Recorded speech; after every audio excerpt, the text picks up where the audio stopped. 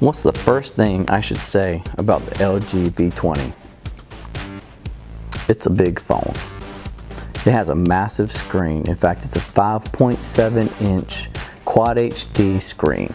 You can get a lot done with a screen that big, which is good. It's also an LCD screen, which means it shines a little bit brighter than an LED. So in the dim light, it had some light bleed coming on the side. It's got an extra 2 inches of screen across the top. This 2 inches are used to access quick toggles, your notifications, the time. You can even personalize it with some font or letters, anything. Like on the top of mine, I wrote the Android anthem. It's doing a really good job of filling the hole of the Galaxy Note 7. Can't help but compare it to that because the Note 7 had the battery issues. This phone was made by LG to compete with the Note 7. There's a lot of good things about this phone, a few nitpicky dislikes that you're going to hear from me, but overall, I think if you bought this phone, you'd probably be happy. The phone itself has 2 cameras on the back. It has a 16 megapixel and 8 megapixel, along with an LED flash. Those are supposed to be able to give you some really cool features and effects. If you use the main camera by itself, the 16 megapixel camera, you get some beautiful shots in the right daylight.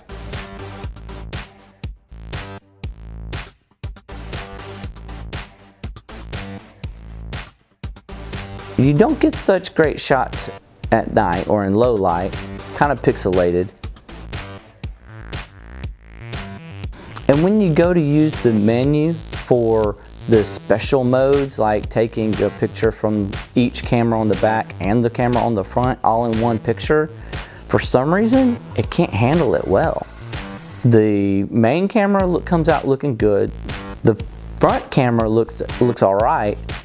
And then the secondary rear camera just looks almost awful. The V20 comes in 2 memory sizes, 32 gig and 64 gig, but it also supports a micro SD card, which is really good because you can take some massive video, some great camera shots, and you need the room to store it all. The battery in the V20 is 3,200 milliamp hours. You would think that with a phone this big, you'd be able to cram a bigger battery in it. But surprisingly enough, I was able to get some great battery life out of this phone. At the end of every day, I had at least 25% left, and that's under general usage. Telephone calls, Facebook, surfing the web, playing some games, playing some music. But it still had 25% when I went to bed after probably a 14-hour day. Although it only has a Qualcomm Snapdragon 820, this phone really kept up. I could jump from app to app, switch screens, take pictures. I could even play games, pick up where I left off. That was also helped by the fact that it's got 4 gigabytes of RAM. That'll definitely help you jump from app to app, game to game, Facebook to text to email, whatever it is you like to do with your phone. The LG software experience has some personal tweaking to do. If you like the iPhone and the way their icons are laid out, then you'll definitely like the way LG has done their home screen on the V20. You also have the ability to change it up back to the good old Android with the app drawer. I'm not sure exactly what LG was thinking when they decided to try to make their launcher look like an iPhone. They should be trying to differentiate themselves from the pack, right? Talking about Android, it's running 7.0 Nougat.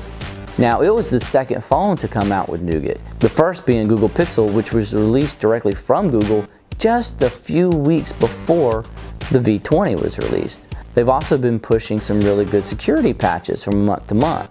The phone is not waterproof.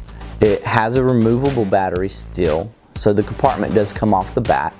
It's made out of metal, not plastic. If you drop it, it's going to scratch. It sounds pretty good from the main speaker. If you turn it up too loud, it starts to get a little bit high-pitched. The basses aren't really hitting it very well. But if you plug in your headphones, it gets really good.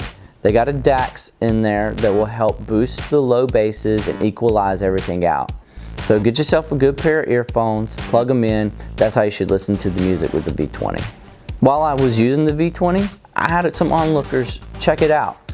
I was actually able to talk two of my friends into getting it. One of them was looking for a phone that would replace his Galaxy Note 7, have good storage, not cost as much as the Pixel, have an SD card, and a good camera. This one fit the bill. And because I was able to talk him into buying the V20, I thought it was important to get his feedback. I'll upload the entire video separately so that you can check the whole thing out for yourself. Overall, I feel like the LG V20 would be a good phone for you if you need a phone that will take some great pictures, has a lot of storage space, big screen, and you got some pocket room. Because guess what? It's massive.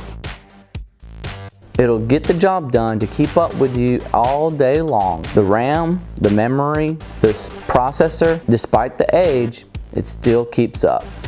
Can't wait to see what they do next year if there's ever a V30. Alright guys, thanks for watching my video. If you like it, hit the subscribe button. Also, feel free to share it. Come back to the Android Anthem, check out some more videos and reviews. We'll see you later.